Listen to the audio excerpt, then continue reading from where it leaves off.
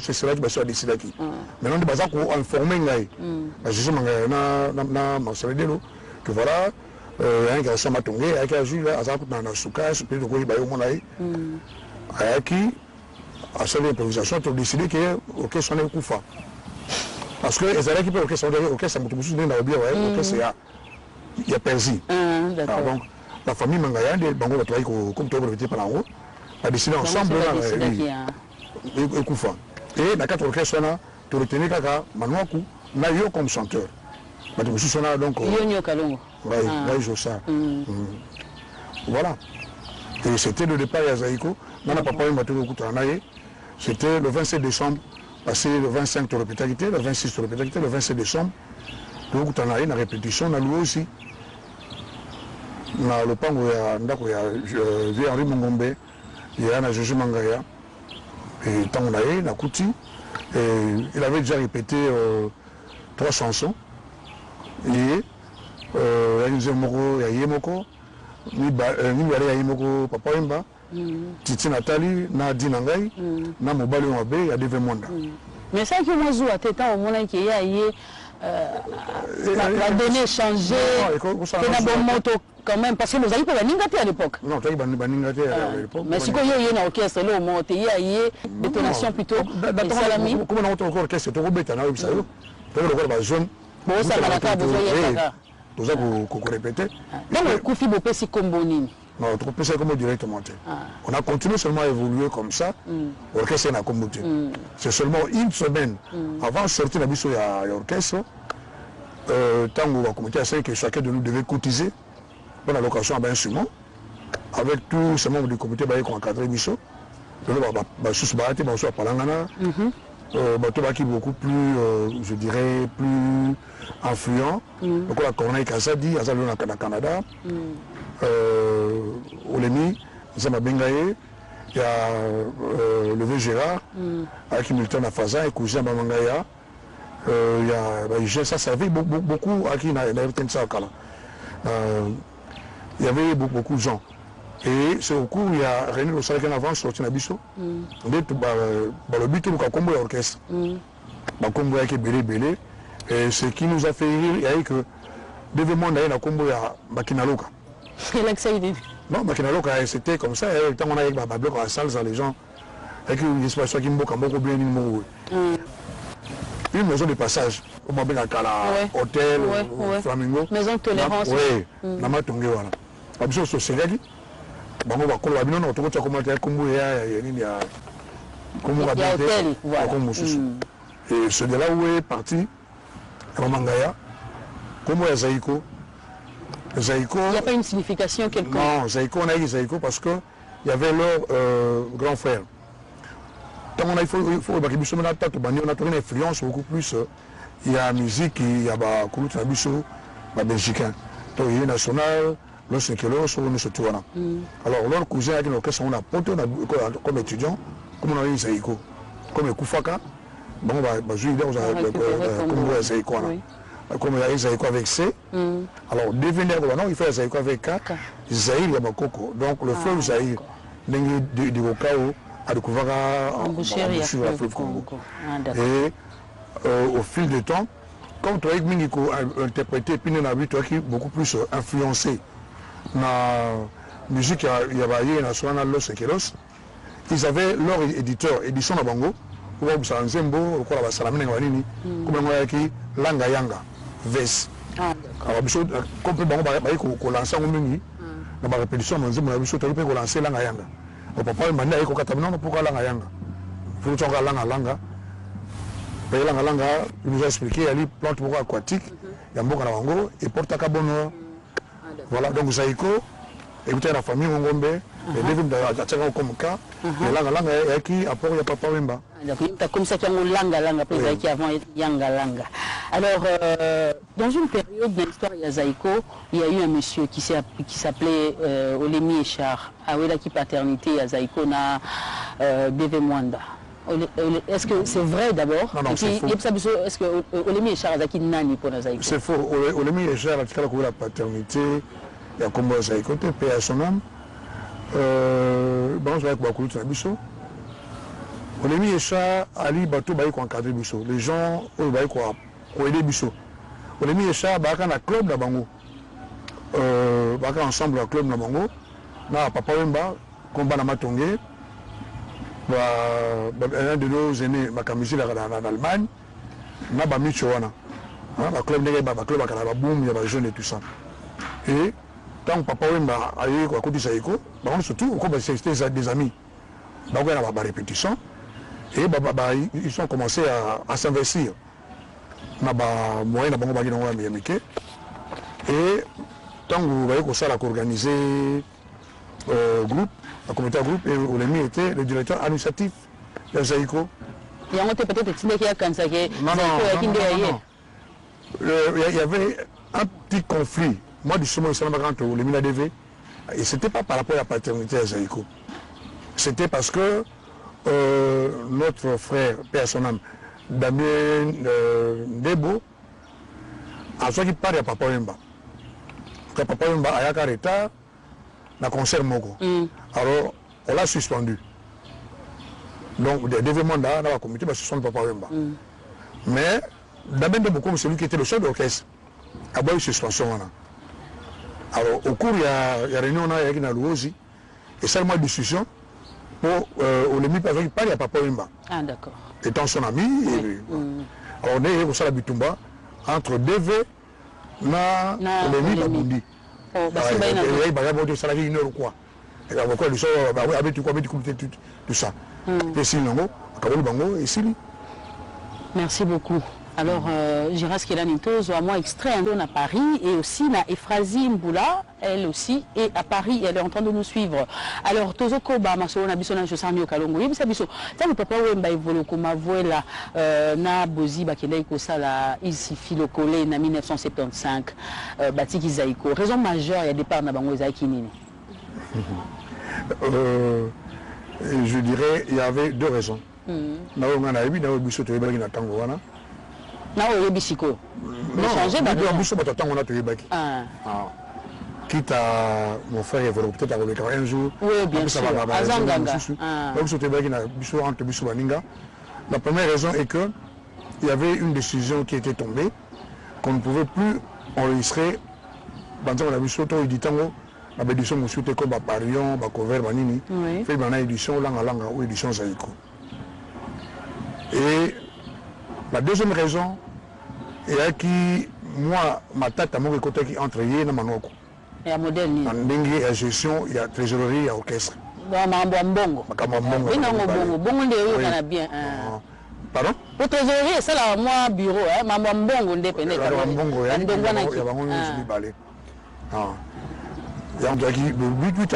Parce que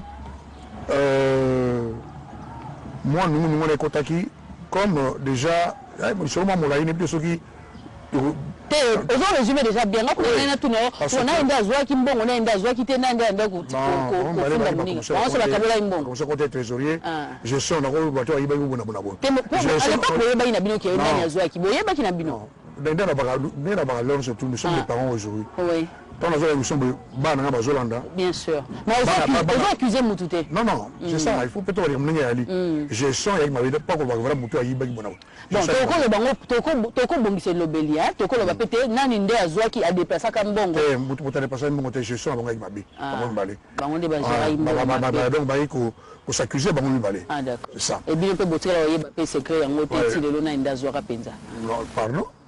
Bino pe botika oye baté na ndenge azaki foti etali biso donc biso to oye baté bino bokoye baté kwani te po bino bosala na biso c'est quoi ça orchestre ya l'état et ça rappelle orchestre l'état pour bino soboye boti le za pe orchestre l'état ya bosala la ndé bateau nyoso bazana l'état l'état yo l'état anga non biso ça était orchestre l'état ta musique bino bosala za l'état l'état za yo l'état zanga donc si bosala musique si bozo panza na biso to yeba eza Torokoma, comment tu sais? Torokoma, na lingi to kenango bien. Torokoma na biso. Bino yo yebite ke lisole beta na zaitela ngalanga lelo eza ya gouverneur ya radio l'état. Yo yebite ke lelo lisole beta na zaitela ngalanga eza ya gouverneur ya ville de Kinshasa. Na solo on beta na travers la RDC. Ta ko botika ndiko nga gouverneur ya Fandani. Kaka lelo passé entre muta comme gouverneur. Mais justifier en gros c'est simple. Non. gouverneur ndenge mbuta bani na Zaïko lelo te. Mais ozo sala lelo. Tant biso tozo mbande ndenge mbuta zo concert et la biso ezala wenge. Azala gouverneur. Mais le gouverneur azo sala pour na Zaïko za wa sala pour na orchestre mususu te et d'ailleurs ba musicien mususu ba se plaignera pour na yango peut-être oui. Ah on ko to yebi. Peut être informer te biso pour biso même ba pandisa ngo tozo même onde biso de beta. Non, na nga na yebi. Na mona ka mingi. Na bila ki mbuta na mona mingi lo ponga ki mbuta. Le temps feti. Avec sa presse ba batono surtout. Monsieur mo ta ko le voilà amona ki mbuta te. Ah ba monsieur ebani. C'est faux. Le cas de commerçant, tout côté il semble que je sais que l'on voit ça en a déjà cas. Aux journalistes, que nous avons information. Mais nous avons déjà. Rien ne nous empêche, il y a toute la rumeur. Rumeur et la information. Rien ne nous empêche de tout n'a pas en go. Il y a un moment où, le cas de tout n'a pas dit, il y a déjà cas. C'est ça à penser. Monsieur ce qu'on a choisi, il y a département ambiance. Il faut qu'on te la carte à déjà. Tu vas le cas aux zones à plateau, tout n'a pas pour poser biso. Il y a le protocole à la biso. Ça problème. Tu as accuser. Déjà. Mais il faut encore répondre à eux. Il y a peut-être non, la bureau a déjà écarté. Merci le temps, Yanoli. Merci beaucoup. En tout cas, Bakinyo Sobayo qui est là.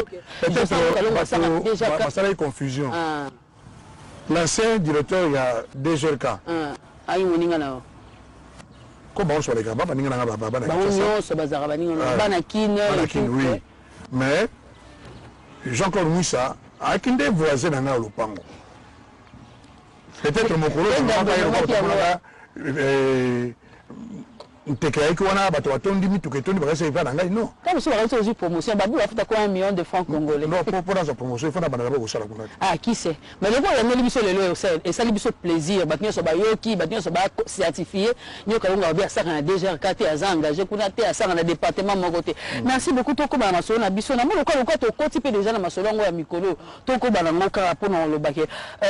Lelo Josar Nyo Kalongo a eu place la musique congolaise a vendu depuis la nuit des temps, c'est vrai, mais le lot s'est confirmé au fur et à mesure. Relation à yon artistes musiciens et Yamboka Congo en général, dite chrétienne, profane. Pardon? Il y a musique dite chrétienne, il y a musique dite profane.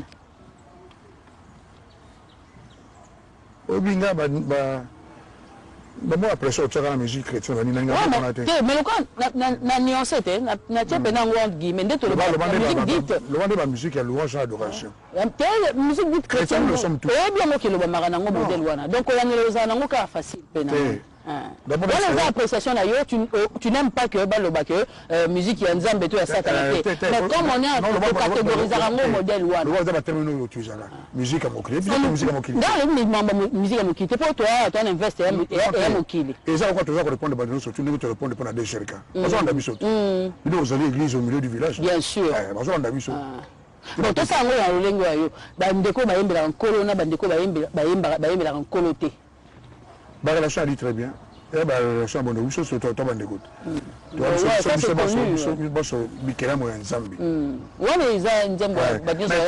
quand vous parlez de la musique à Mokili, parce qu'on est d'accord avec pourquoi. Parce que dans le moment où on va venir à Mossus. Sauf que oui total le gospel ou les américains. Et dans la structure rango, on retrouve la musique il y a John Sebon Ted, tu as Michael Ted. Et pas l'abisso catholique. Le chant grégorien. Et ça, la structure en haut, où on retrouve la rumba, la rhythm and blues. Et pas la kimbangis. Musique à Bango, et ça, la structure en haut. Sur les protestants, ils ont la structure à Bango. Mais tant que vous avez la musique à Mokili, musique à Bango, la biso, sur la structure en Zani. Structure en Zani, rumba moderne, au Babakou, sur la salle à Grand Calais. Introduction, couplet, refrain. Débat comment ça peut être Kati. N'est-ce pas? Et en quoi ils allaient musique ensemble? Qui a musique à Moki. Bon, on les a définies. Non, allez-y. Puisque la Batuba va créer la musique congolaise moderne. Avec Bagan Calais. Beaucoup de gens Kala, on va pas parler de Banini, Babana, Bagrio. Et puis, tout le monde a banda la musique. Mais à cette époque-là aussi, il y avait la musique dite chrétienne. Aussi, témoignage Moko. Paix à son âme. De Konangai, Mumbaya. Bakuta na Luanda. on avait parlé, il avait souhaité que tout ça ait une émission. Et puis après, ben, ça, ben, des cours, ça, la musique à louange, d'adoration, tout le monde a solo. Parce que moi, je voulais vous poser la question. Mais, la salle, quand on a eu Bayo, Banda Kalana, on a RTNC, tant on est aux ala. Émission catholique, qui m'anguisse, musulmane et tout. Musulmane. Non, on a Banda, on a compté en soya Antoinette, la défunte. Et tu sommes et tout. Baguerre, ils allaient, baguerre, et où t'es pas là. Musique la musique puis que moi j'ai fait une émission. J'ai fait une émission réalisée par votre collègue Gilles Nawej, Antenne A. Vous savez, deux sur l'émission, la Trium Intercontinental sur ce débat. Suite, il y a le bon, il y a Balenza, que tout ce qui respire loue l'éternel. Parce qu'il était combattu, il a sorti avec l'église, il a réveillé. Pourquoi Aïm Sagi Djoski, Aïm Sideo, Aïm musique, on a fait cette émission, on a fait deux émissions, on a tourné deux émissions le même jour, avec Jing. Et avec mon frère Charles. Et puis, au Moussa Kamana, on a carrière solo, chanteur, on a eu. Gaël. Ah, d'accord. Il m'appelle bien. Ça, c'est au carré solo. Et un ancien musicien, orchestre à Los Angeles, pardon. C'était un débat. Je leur ai démontré que beaucoup de gens ont dit que la musique est à Rumba. Mais tu sais quoi? Nous avons besoin de le connaître. Pourquoi je dis ça? Le réalisateur je laisse beaucoup de après deux émissions, la Jing a bien gagné. Alors lui, va comprendre que l'image arrive à son et bimaté. Les deux émissions. Laisse-moi terminer. C'est au fil du temps. Peut-être qu'on a besoin de discussion. Et moi, avec mon berger, au sommes dans la cathédrale, je lui avais dit, Gabi, tout en retraite. Mais quand elle était le Seigneur m'a parlé. Il m'a dit que je te reconnais, je vais t'utiliser dans le domaine Nayo, comme j'utilise mon fils. Le retour, la louange et l'adoration. Mais oui, allez-y. Par ma foi, la ici berger avec les frères qui étaient avec moi, vraiment, le Seigneur, avec le reconnaître au Moroto, donc c'est vraiment, moi, Nabi, c'est mon fils. Alors, on connaît que Younio Kalongo, musicien mondain, comme on dit à RDC,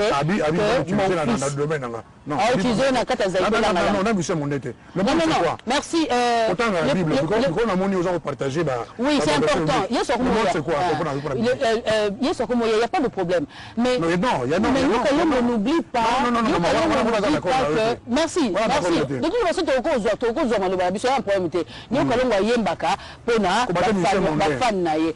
tu as chrétien catholique. Mais au beau sens que les lots, c'est au but de ma solo, il y a Makambo, il y a Makambo, il y a musique dite mondaine. Donc, on comprend que nous allons mettre les solos ensemble alors qu'il y a une musique à Moukili. Dès que tu le bagas, dès que tu fan na musique,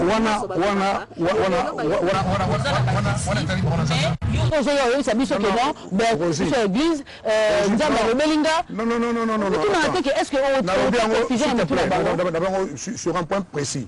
Par exemple, tu prends la publicité, jamais. Parce que non. On a des témoignages, on a témoigné. Donc, on a témoigné.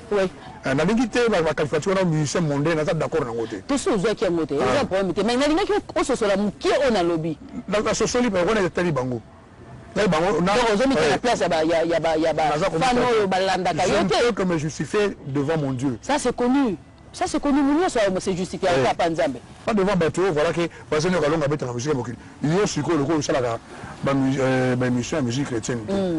Donc, on a journaliste mondain. Dieu merci que journaliste, un artiste, musicien, bah, il est la musique. Merci au couple Doris Mondo, Tabibwe, à Kiab, et aussi à Bertoli Mavwangi et à Malumbela qui nous suivent. Et aussi un coucou spécial à Mère Bip, Maman Bipendou, Mwana Léo, qui nous assiste. Mesdames et messieurs, nous allons continuer avec Josan Nyokalongo. Nyokalongo, Bamoni Ozo Théa.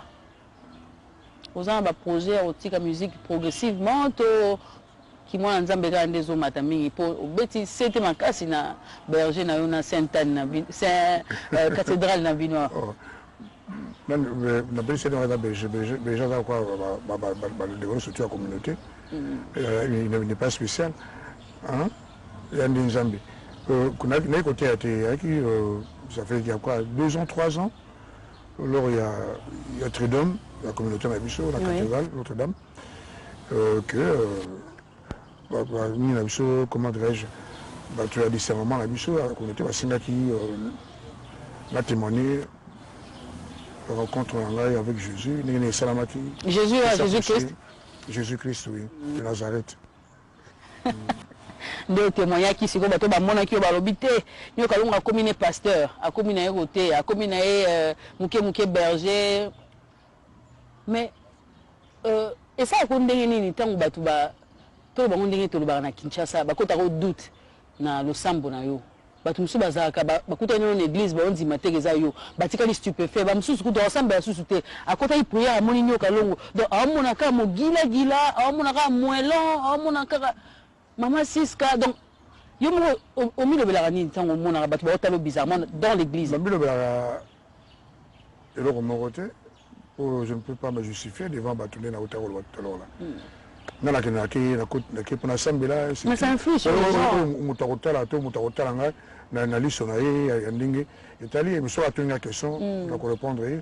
Mais il y a bizarrement parce que l'église, il y a un peu de... ça prête à confusion. Bizarrement parce que nous sommes l'objet, il y a une caricature. Oui, et ce qui est de fois logique. Pardon? Ce qui est de fois logique, non? Logique comment? Non mais attends, déjà... Explication d'un grand ko balongo er nyonso pona le baqueur. Donc si la moni lelo c'est l'ombongo na église ba on trouver en normal. L'inverse ba on en pe en normal un peu comme vous ceux qui la moni par exemple na mugila gila yo concert à Zaïko ba le ba a Pengui. Si ko yé le moni en église ba le ba a bon motema donc on met une croix sur Zaïko. C'est fait ça. Et bien, il y a des gens qui ont bon on a mis tout yaba. Mais ça ne me regarde pas. Donc, on a un souci, il y a des fans pour nous apaiser Bango. Ils ont la bonne en église. Baloba. Ils ont la bonne en Angela. Baloba. Autant Baloba. Nous avons une pense. Il y a une église. Parce que nous avons une kiss makassit. Si vous avez une kiss makassit, si vous avez kiss makassit, vous avez tiki au kenon église. Umwani kipanza mbe usimba. Kanza mutayebi. Ndamela. Yepo yebio. Yomonde mukoko. Yomonde nyoka longo. Yepo yebi. Sima na lobita musuyo ni mangate. Ke na ko ndima yo. Ya mote to dimote pwani. Yondo oloba. Poto panza pe mote mana ote poto kota na kati to mona. Maloba na oka nde e ko confirmer o batuba oloba. Na o batuba o mona. Timola motata ba o. Yomo yebi. Sima kana kunde buda timola motata bana. Yomo po yebi o timola o kundara mote. Alors, après disque 45 tours, Zaïko Eko qui a combien d'albums à son actif, Lelo? Nous avons des dizaines d'albums. On a un chiffre, on a Kanisa qu'on comptait en côté. Des dizaines. Alors, Lelo, s'il faut ça, l'auto-évaluation, il y a carrière musicale Nayo, entre le chant et la danse. Et là, on a ça à Penza Makasi, on ça à Penza bien. Bien sûr. Sûr? Bien sûr. Mais bato belé ba yebi ke tant ba betu to beti sola nyoka longo c'est la danse yande loketo. Oza lo ba bakse siga wanate. Mais en même temps pe ba bi nyoka longo bon ayemba na ye mais ayemba pena na zolo ezaka ni olika muni na o ayemba na zolo oyoka mo pe mwa mingi. Soki na ayemba na zolo ba to pe ba na zolo ba ali. Nda ba na muno ba na zolo. Yo moko mbongo na yo sa ronene. Mbongo na ngai, mbongo na yesa na bi kusa mbongo na ngai. koyemba na zolo babetaka wana o balobaka wana ti finalement c'est ça qui fait que c'est moi Seigneur Kalongo bayemba mabe wana poto yebisoni oyemba malamu. En fait, on ne va pas en termes de vente, mais on dit, on dirait au sali description, au sali par rapport il y a analyse, il y a œuvre na yo et que wabi na yo ba œuvre na yango. Ce qui faut opprimer moko opprimer au wabi. Non, ne soutien madame. Les gens moko quand même. Attends bien mo baboti bolo baza mo la moko ou bien moi na liboso. Maman so ninga bango bien mais on a musu so qui a sali di kambozi pincement ko leka. Aujourd'hui beaucoup plus affectif dans mon amour, c'est ça. Non, non.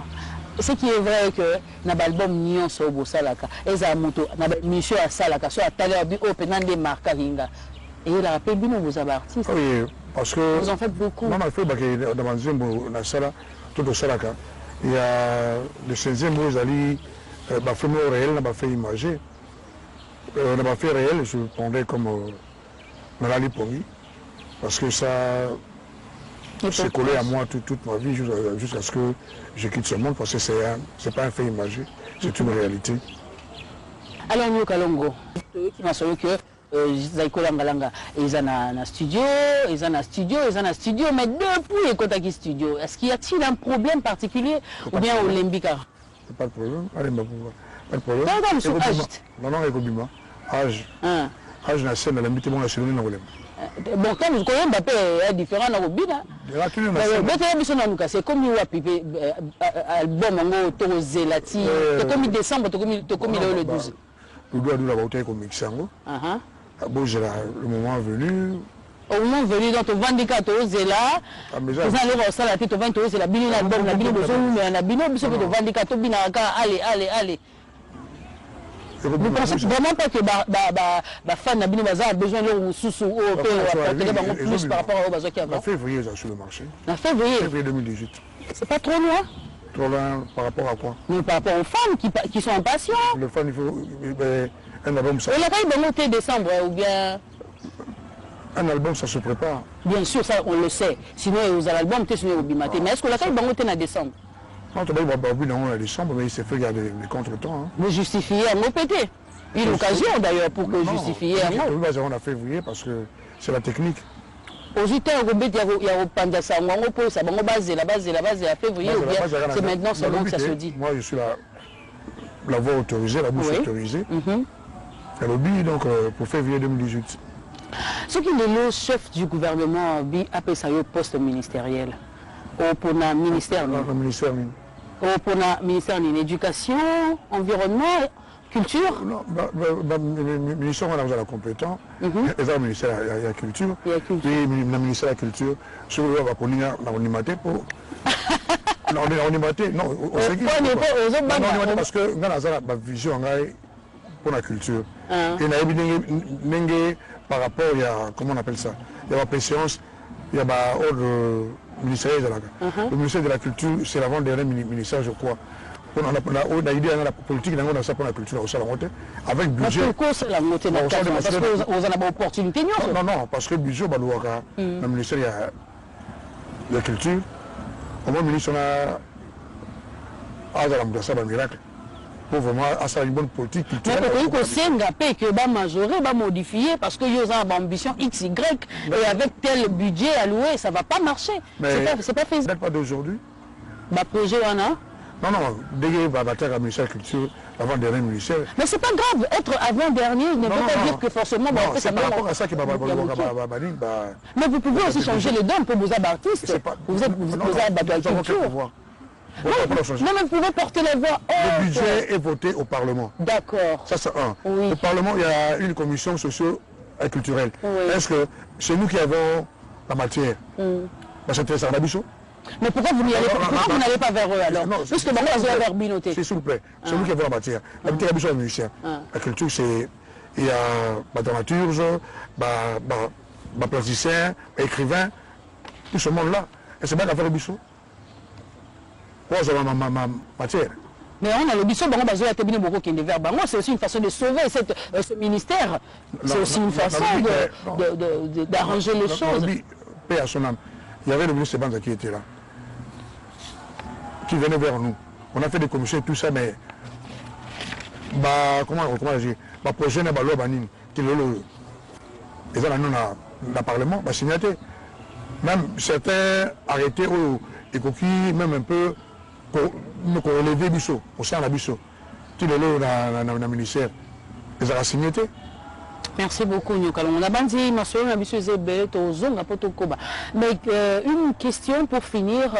Quelle est la place de la femme dans la vie de Nyokalongo? La femme, c'est celle qui donne la vie. Oui.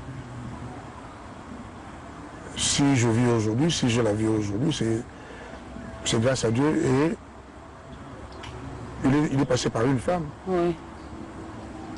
Mais si Nyokalongo marié, divorcé, célibataire, fiancé, divorcé, on voit de se remarier? Je suis divorcé, c'est un point à tout. Divorcé, père de combien d'enfants? Père de 9 enfants. Père de 9 enfants, bravo. Alors, Tokomina Souka, selon sur les ébélés, mais tant on a besoin des amours poussés. Voilà, Tokomina Souka émission, appréciation à yo. C'est pas l'émission. Merci l'équipe de Nomba. Merci. J'espère parce que la moni, tout le monde peut-être dans une occasion aussi. Donc les cas, pour on a vu qu'après l'émission, vous avez des réactions, il y a des téléspectateurs. Peut-être je suis là. Merci beaucoup. Il y a agenda dans la disponibilité. Voilà, Tokomina Souka émission na biso bande kwatali. Merci na biso sobola ki biso na nganda banganga nyuluki alelo. Un grand merci na madame Nicole Ndimbambu Wanga. Merci na assistant Émile Ndouzi Zola, merci na directeur Ndouzi Robert. Merci na directeur Ibrahim Sakala Nosso. Un grand merci à cette grande équipe technique conduite par Jires Kelani. Merci na Olivier Loutete, merci na Eli Toumba, merci na Junior Koufunzuka Papa na Beni Muriel, merci na Hugues Voilé, merci na Dizi Mouké, merci aussi na Didier Chika et un grand merci na Morbi pour assister biso loin. Merci pe na Kozorine Luyeye et aussi un grand merci à Jonathan Ander yé pe assister biso na tournage d'émission. Un grand merci na Invest de